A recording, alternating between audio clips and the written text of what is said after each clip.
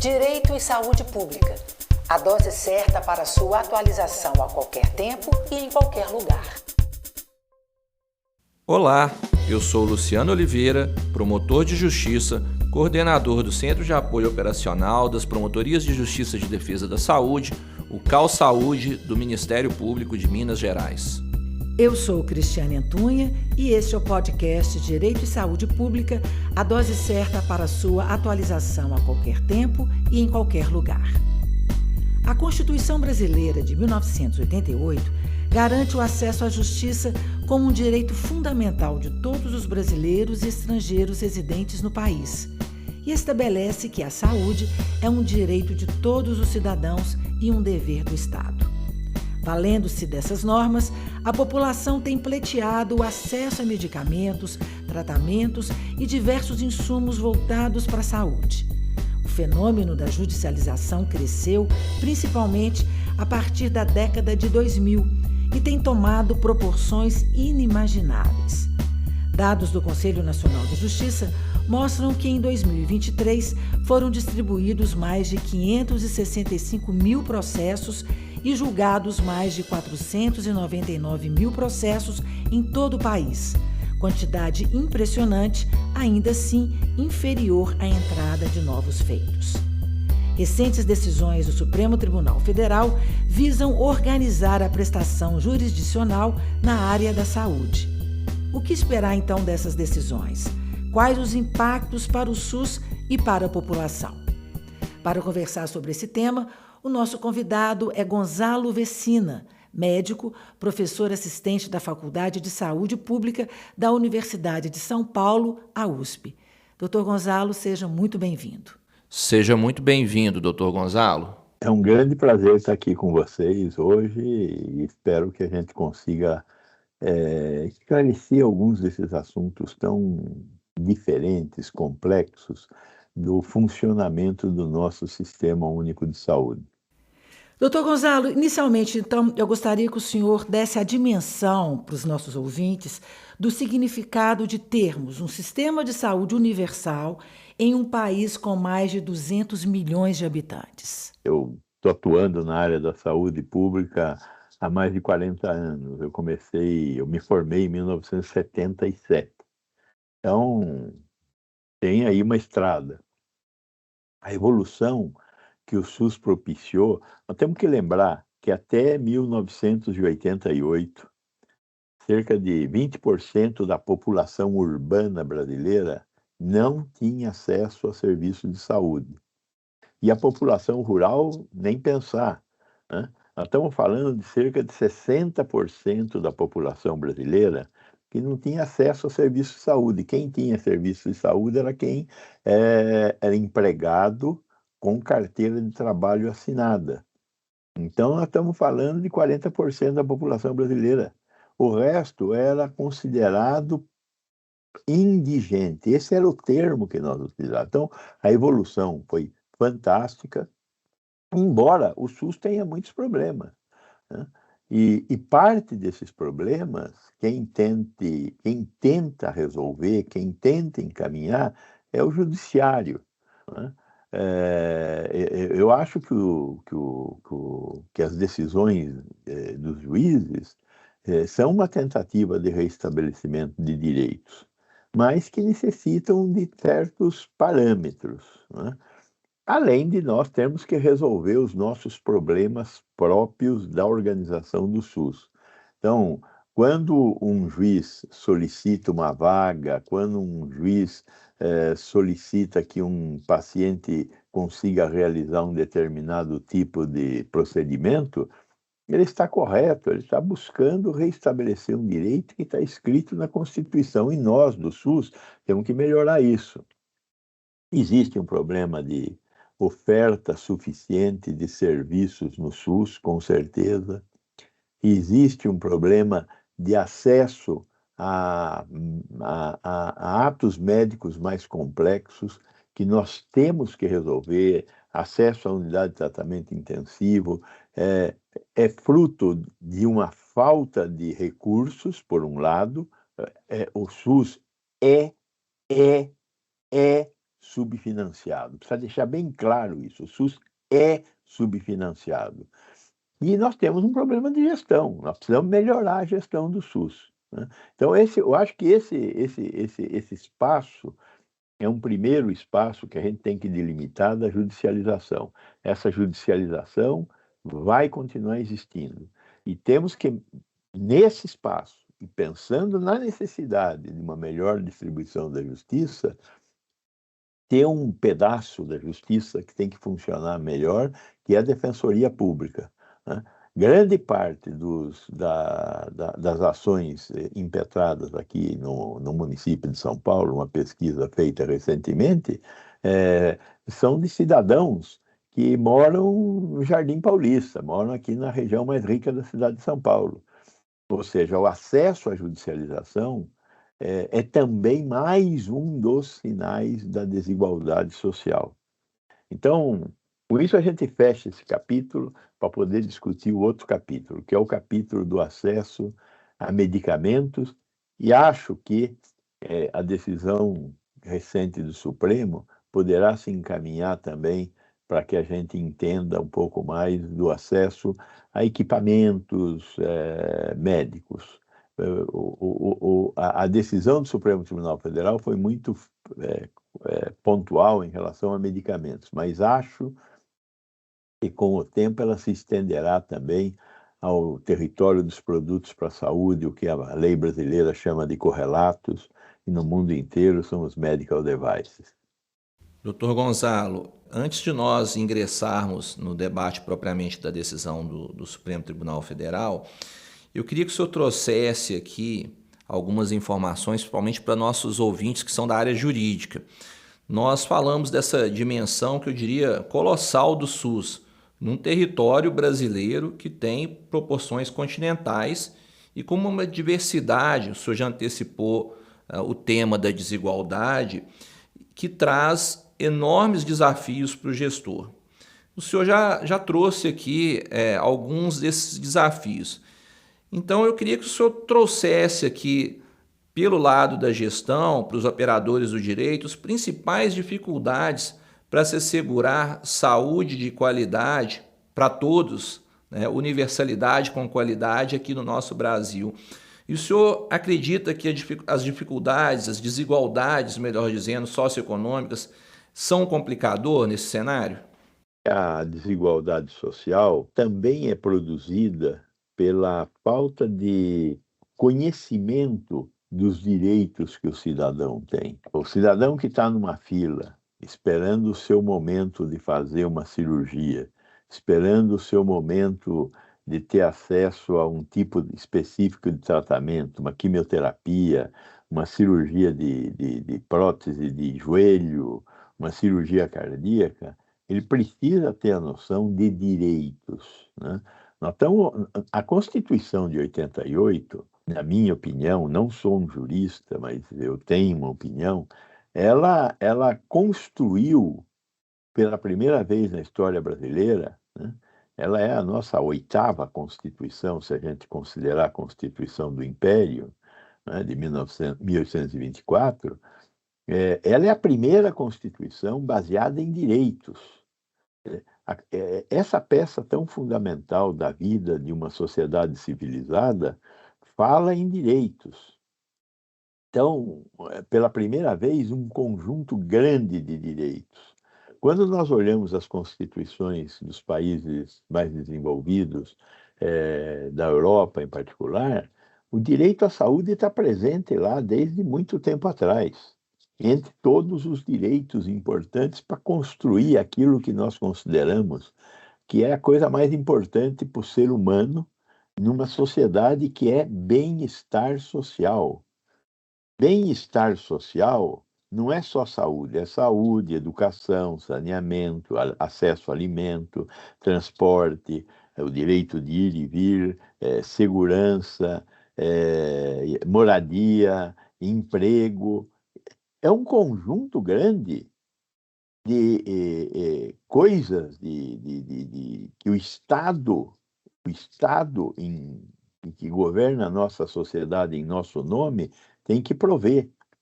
Então, essa é uma discussão que a sociedade tem que se assenhorar dela. A sociedade vai dizer, esse negócio chamado Constituição é meu, e esse negócio que ela está dizendo que vai garantir aí, eu quero ter bem-estar social. E dentro do bem-estar social tem a função saúde. Não é a única, é uma das funções. E é direito do cidadão ter acesso a isso. A desigualdade social veta esses acessos, veta esse conhecimento também, né? Eu moro aqui em São Paulo, num bairro privilegiado, Alto da Lapa. O Alto da Lapa tem uma esperança de vida ao nascer de 85 anos. A 70 quilômetros do meu bairro, na cidade de São Paulo, que é muito grande, fica o bairro de Cidade Tiradentes. A expectativa de vida ao nascer lá é de 63 anos. Como explicar essa diferença na expectativa de vida ao nascer na mesma cidade? A desigualdade é a explicação. Então, a desigualdade é algo que nós temos que combater. A saúde é um instrumento de combater a desigualdade e, ao mesmo tempo, é um direito que nós temos que preencher. Então, estamos no caminho, mas distantes de cumprir com os objetivos da Constituição. Doutor Gonzalo, essas dificuldades, né, e a desigualdade, nós estamos conversando aqui, talvez seja uma das maiores para os gestores. A saúde, a judicialização da saúde, ela é um complicador a mais nesse cenário de complexidade que os gestores enfrentam? Sem dúvida é. Mas nós temos pelo menos, problemas complexos têm diversas formas de serem observados e depende de onde você está para dizer o que está acontecendo, né? Por isso que eu acho que é muito importante o diálogo, a conversa com a sociedade, para tentar enxergar do maior número de pontos de vista possível.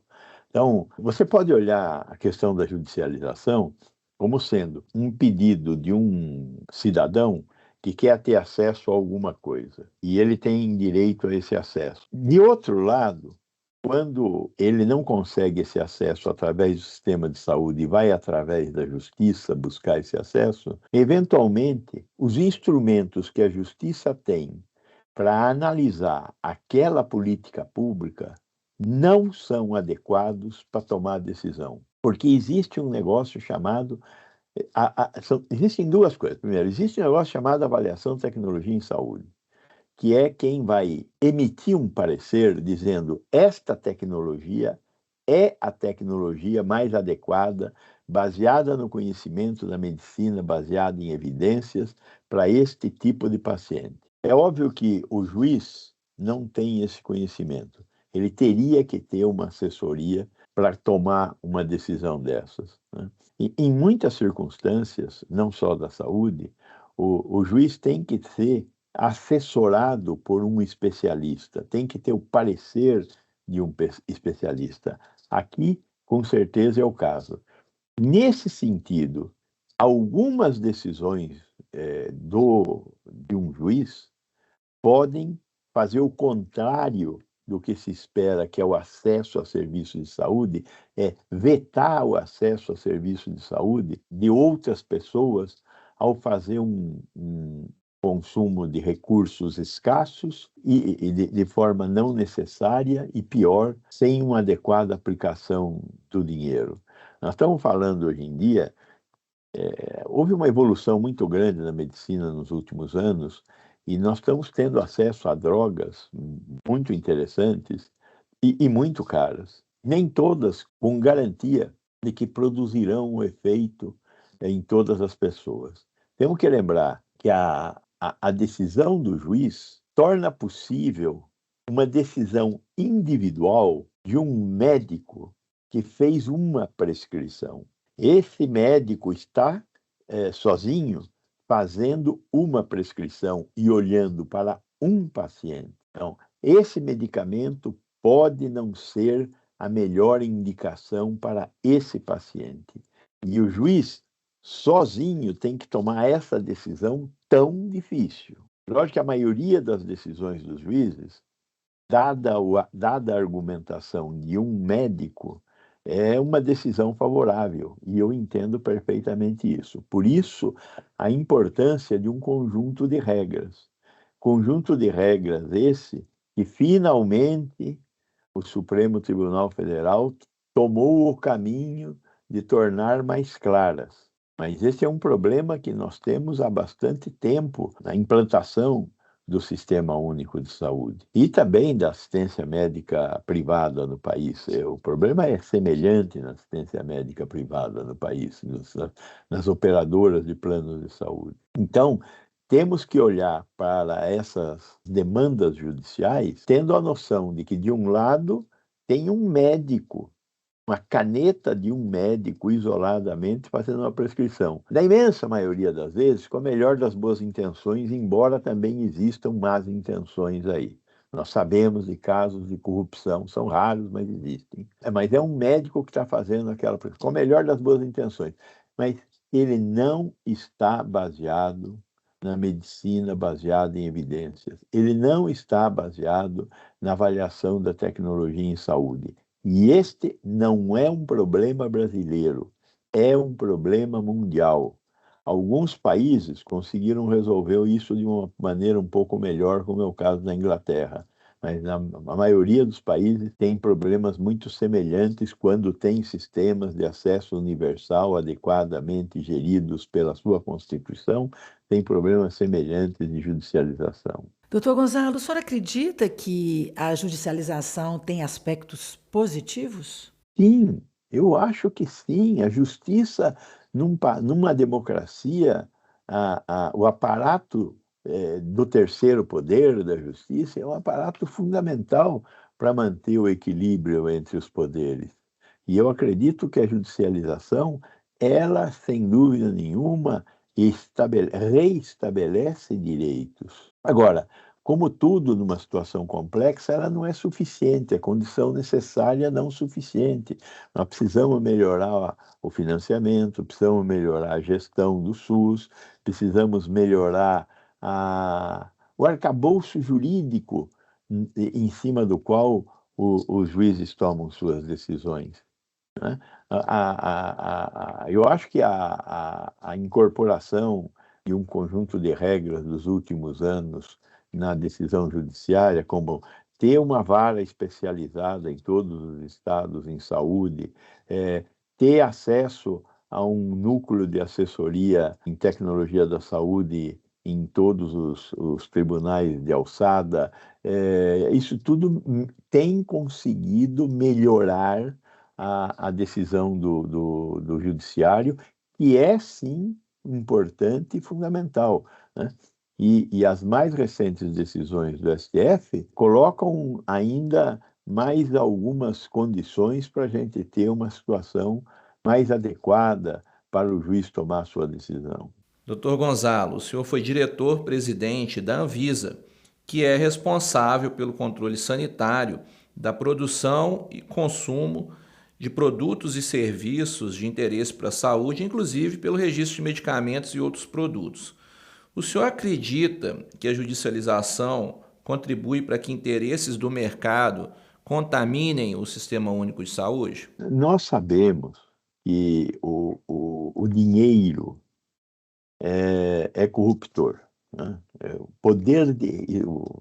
Vocês no mundo do direito chamam de poder de captura, para ficar mais bonito, né? Então, o poder de captura é real e existe.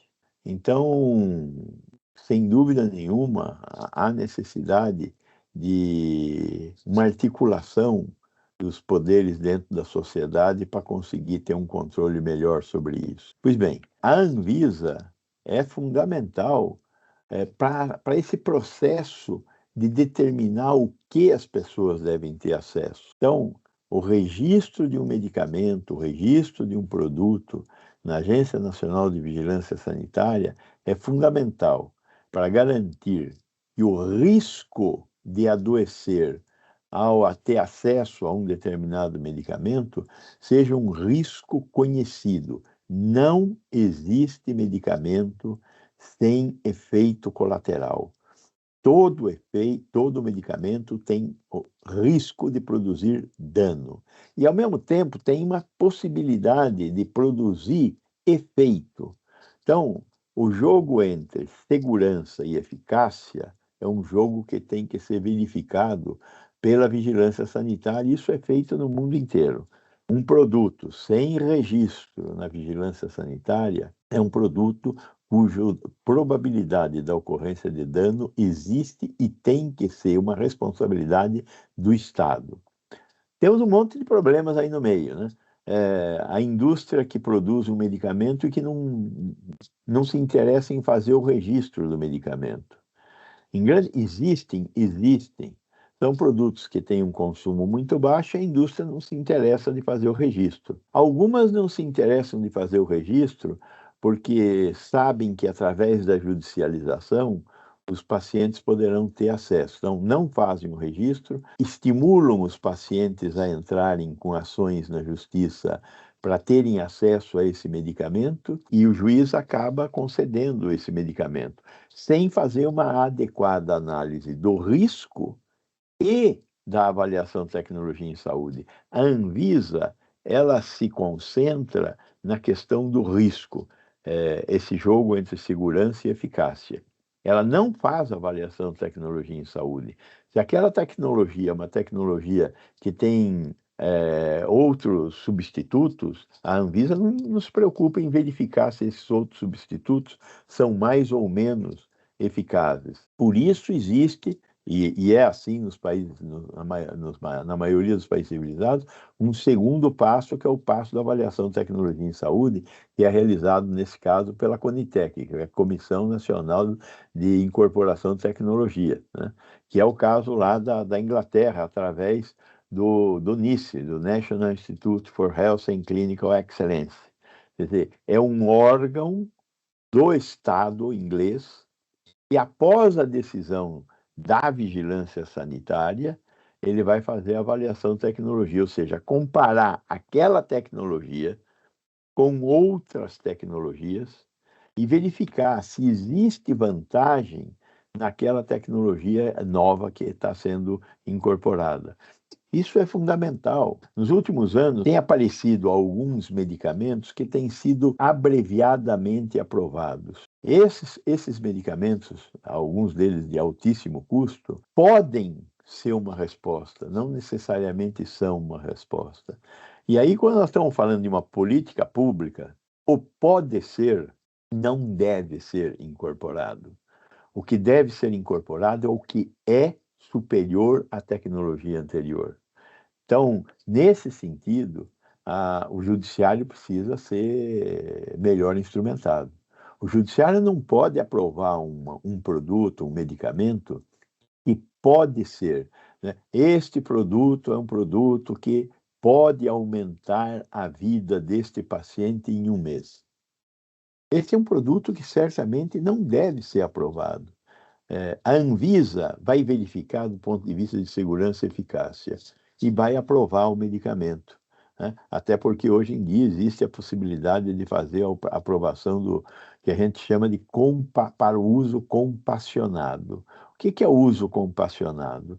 É o uso em uma situação excepcional, e o compassionado aí é um misto de compaixão. Então, não tem mais o que fazer, podemos tentar isto.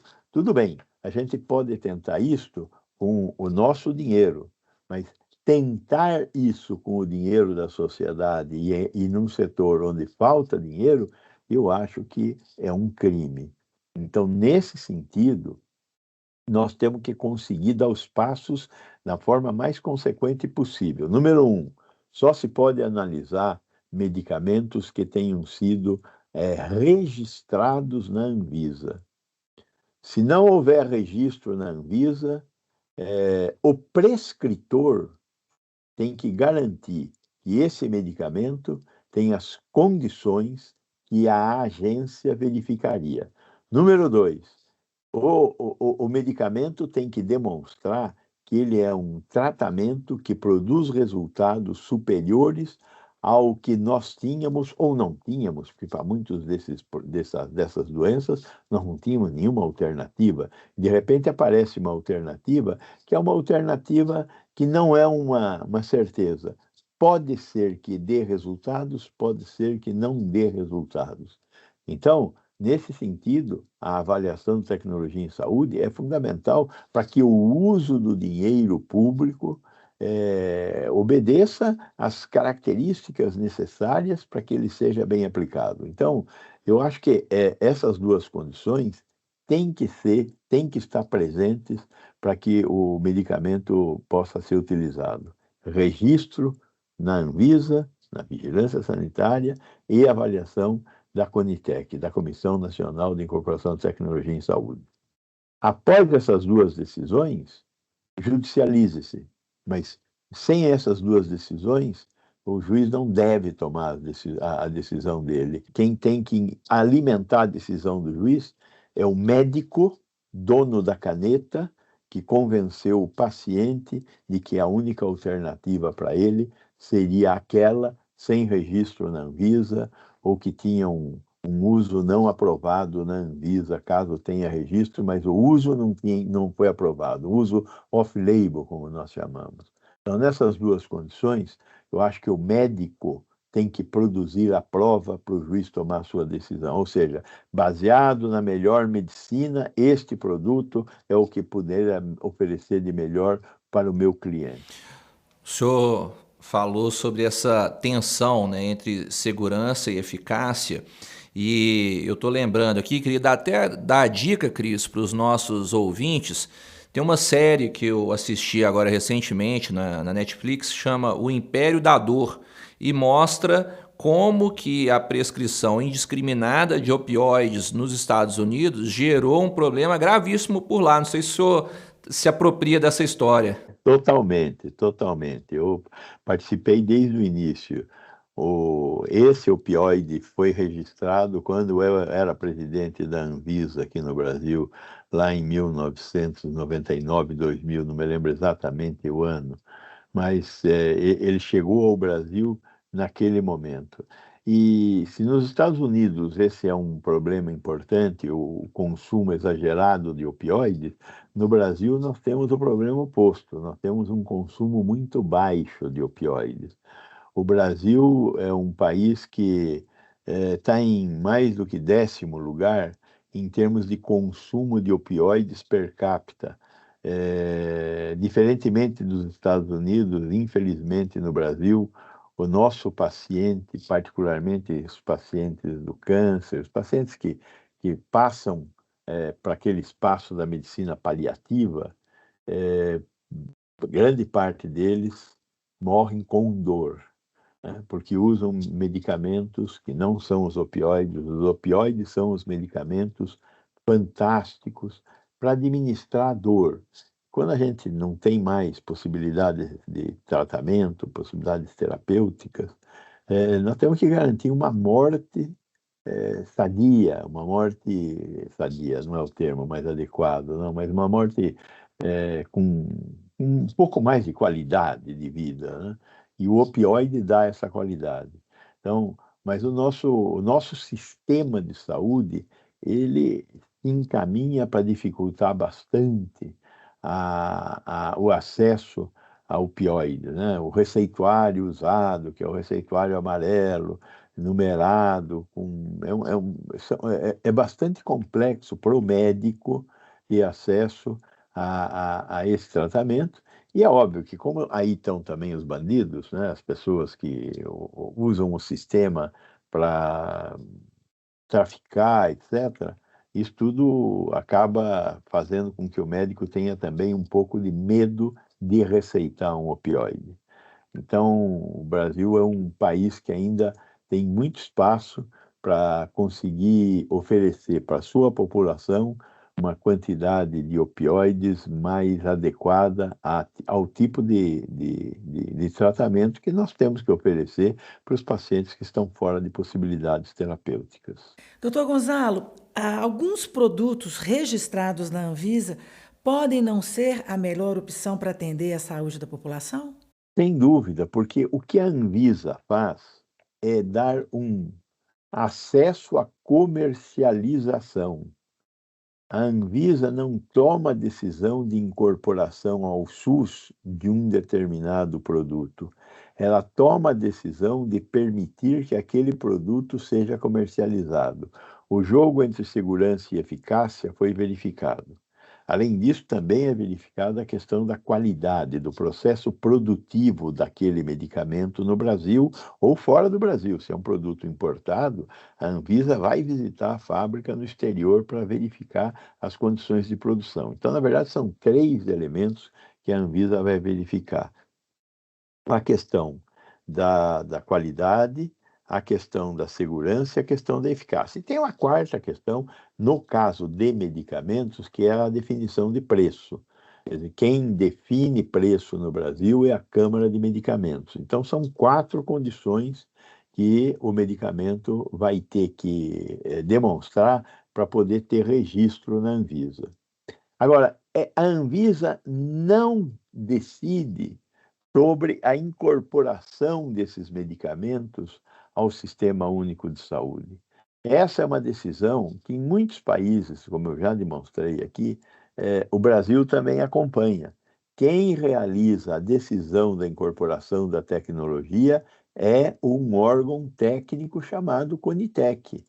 Esse órgão não decide sobre o que a Anvisa decide, ele vai decidir sobre avaliação de tecnologia em saúde.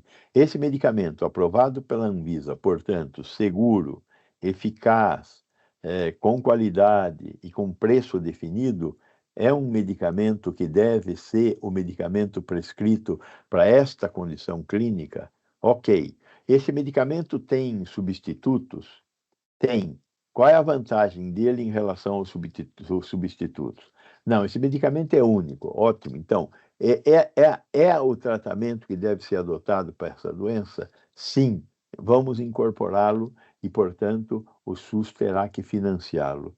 Ou não, esse medicamento não tem demonstração suficiente de que ele seja a melhor terapia ou de que ele seja uma terapia que possa ser incorporada, né? Existem hoje muitos medicamentos que têm uma promessa de uma mudança muito pequena na quantidade de tempo que aquela pessoa vai viver, né? E aí eu acho que há que haver uma discussão sobre se ele deve ser financiado pela sociedade. Quer dizer, um medicamento que vai dar uma sobrevida de 1 mês, 2 meses, é, porque é o que a ciência conseguiu fazer até aquele momento, né? Certamente vão surgir novos medicamentos. Nós estamos vivendo uma revolução tecnológica muito grande, novos conhecimentos, novas técnicas de produção de medicamentos. Então, nós estamos num caminho bastante acelerado para produzir coisas novas. E é natural que os médicos busquem essas prescrições e os pacientes queiram ter acesso a elas, principalmente se eles não têm outra alternativa, né? Então, tem que haver uma adequada avaliação da tecnologia em saúde. E é basicamente isso que eu entendo que o Supremo Tribunal Federal caminhou para aprovar com essa última decisão dele. Doutor Gonzalo, vamos falar então agora sobre as decisões do STF para o fenômeno da judicialização da saúde. Quais os efeitos que o senhor espera? Eu espero um melhor uso da tecnologia disponível no mercado brasileiro para os nossos pacientes. Eu espero que a CONITEC dê as respostas adequadas e a Anvisa também, que a Anvisa e CONITEC ofereçam decisões em cima das quais o judiciário poderá tomar a sua decisão. Eu acho que deverá diminuir muito a judicialização. E da maneira como foi a decisão foi exarada pelo ministro Gilmar Mendes, a súmula 61, está muito claro lá que a decisão judicial deverá ser feita após o registro do medicamento na Anvisa ou o registro da indicação daquele medicamento na Anvisa. Segundo, que a Comissão Técnica de Avaliação da Incorporação em Saúde tenha também tomado a sua decisão. Com essas duas decisões, o medicamento tem que ser oferecido. Acontece do SUS tomar as duas decisões e não oferecer, acontece de haver um tempo entre a decisão da Conitec e a compra do medicamento, realmente oferecer acesso ao medicamento. Então, cabe a decisão judicial. Segundo, se não houver a decisão da Conitec, a Conitec não foi consultada ou consultada tomou uma decisão de não colocar o medicamento à disposição, o médico prescritor deve produzir conhecimento para informar o juiz de que aquele medicamento deveria merecer uma decisão judicial a favor da incorporação pelo seu paciente. Acho que isto é muito adequado e vamos ver como é que vão acontecer essas decisões judiciais. Quer dizer, o paciente, através do seu médico, vai produzir a prova necessária para que o juiz tome a decisão de que aquele medicamento tem que ser fornecido pelo Estado àquele paciente. Nós estamos falando, doutor Gonzalo, das repercussões do tema 6, do tema 1234, na judicialização da saúde, e isso repercute dentro de um conceito importante para o Sistema Único de Saúde, que é o conceito de integralidade. O senhor vai se lembrar sobre esse debate acerca da integralidade e nessa definição que o Supremo está trazendo, o senhor acredita que nós estamos caminhando para a compreensão de que a integralidade ela está restrita aos insumos, às terapias disponíveis no SUS por meio da Rename, da Renase e demais elencos do SUS? O senhor acha que essa é uma boa opção? Eu lembro, né, o saudoso Gilson Carvalho tinha um artigo em que ele discutia integralidade turbinada ou integralidade regulada, né, fazendo a crítica dos conceitos de integralidade. Então, o senhor acha que é isso mesmo? Nós estamos caminhando para entender assim, olha, a integralidade é aquilo que a política pública estabeleceu para a população. E o senhor acha que essa é a melhor opção? Veja, eu não tenho dúvida de que, primeiro, nós temos que produzir um acesso a essa medicina integral. Quer dizer, eu tenho que olhar tanto para o espaço da prevenção quanto para o espaço da cura e reabilitação. Integralidade é isso. Olhar para toda a capacidade do processo de atenção à saúde, gerar bem-estar social para os nossos cidadãos, né? Eu lembro das discussões do Gilson e estou plenamente de acordo com as discussões que o Gilson trouxe. Acho que hoje nós estamos dando um outro passo, porque a questão da avaliação de tecnologia em saúde caminhou muito. A avaliação de tecnologia em saúde começou a ser discutida no mundo no início dos anos 70, mas ela se transformou em uma realidade na maioria dos países a partir dos anos 90, quando nós desenvolvemos melhor o que é a avaliação de tecnologia em saúde, por um lado, e, por outro lado, nós começamos a criar um movimento tão cheio de novas drogas e eventualmente, drogas que são unipacientes. É uma droga que foi desenvolvida para aquele paciente, né? Quando você fala, por exemplo, de uma nova tecnologia que hoje está sendo muito utilizada, está no caminho para ser muito utilizada, como é o caso do CAR-T-cell. O CAR-T-cell é uma solução individualizada. Você retira as células T do paciente, leva para o laboratório, trata aquela célula T com um tipo de vírus e devolve no corpo do paciente uma célula com capacidade de aniquilar um câncer. É uma solução individual isso, não é uma solução coletiva, né? Nós estamos começando a criar uma medicina muito individualizada, que é um desafio para a sociedade decidir financiar aquilo para todos os pacientes. Essa é uma discussão importante. Tudo para todos? Eu não tenho dúvida de que num país civilizado, até um certo limite, é tudo para todos. A pergunta é, o que é esse certo limite? O que a sociedade aceitará como limite? Quando que a sociedade vai tomar a decisão de você não terá acesso a esse medicamento e deverá morrer? Essa vai ser a decisão? Eu acho que essa decisão é uma decisão que nós temos que tentar contornar. Que toda a sociedade tem que tomar a decisão de que todos têm que ter tudo que seja tecnologicamente justificável. Agora, algum momento da vida, nós vamos chegar a discutir quanto, né? A Inglaterra levou essa discussão à frente. Em tese, o Sistema Nacional de Saúde inglês financia tudo para todos. Mas hoje há uma discussão de que esse tudo não pode custar para a sociedade inglesa mais do que 3 vezes o PIB per capita inglês. O PIB per capita inglês é da ordem de 52 mil dólares. Isso significa dizer que todo o tratamento que seja abaixo de 156 mil dólares deverá ser fornecido aos pacientes. No Brasil, o PIB per capita é 12 mil dólares.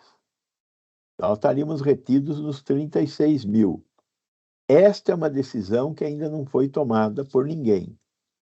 Qual é o limite? Temos aí alguns medicamentos, por exemplo, para a doença de Duchenne, que é uma doença muito grave, mortal, e que aparentemente tem medicamentos hoje cuja dose única de tratamento custa 17 milhões de reais. Quantos pacientes Duchenne é uma doença que é rara, mas tem casos, bastante casos. Qual vai ser a posição da sociedade brasileira? Decisão da sociedade brasileira significa dizer que embaixo tem SUS e tem o judiciário. É o judiciário e a política pública gerada pelo SUS que transformam essa decisão em uma decisão que a sociedade brasileira aceite. Essa discussão nós não estamos travando ainda, mas é uma discussão que nós vamos ter que travar. Um dia desses alguém vai descobrir a droga da imortalidade. E eu tenho certeza que a droga da imortalidade será impagável.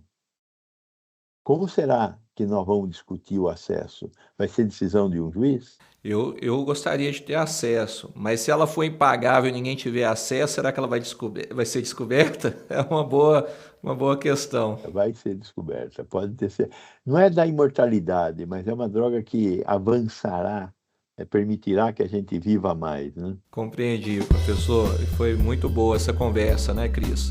Foi excelente. Bom, mas tudo que é bom termina também, né, doutor Luciano? Então, no episódio de hoje, nós falamos sobre os caminhos da judicialização da saúde, com as participações do médico e professor da USP, Gonzalo Vecina, do promotor de justiça, Luciano Oliveira, e minha, Cristiane Antunha. Doutor Gonzalo, muito obrigada pela participação. Muito obrigado. Muito obrigado foi um prazer estar aqui com vocês, e eu acho que essa é uma discussão fundamental e vocês estão de parabéns por estar levando essa discussão fundamental para a nossa sociedade. Como eu acho que deixei claro aqui, temos muito caminho para percorrer até que essa decisão seja uma decisão mais adequada da nossa sociedade como um todo. O roteiro desse episódio é de Luciano Oliveira, quem assina a direção é Eduardo Cury. O podcast Direito e Saúde Pública é uma produção do Ministério Público de Minas Gerais. Você pode escutar no Spotify, no YouTube e também na Rádio MP. Bom, com esse episódio encerramos então a 2ª temporada do nosso podcast. Esperamos você, claro, em 2025, com a 3ª temporada cheia de novos convidados e temas. Até lá! Direito e Saúde Pública. A dose certa para sua atualização a qualquer tempo e em qualquer lugar.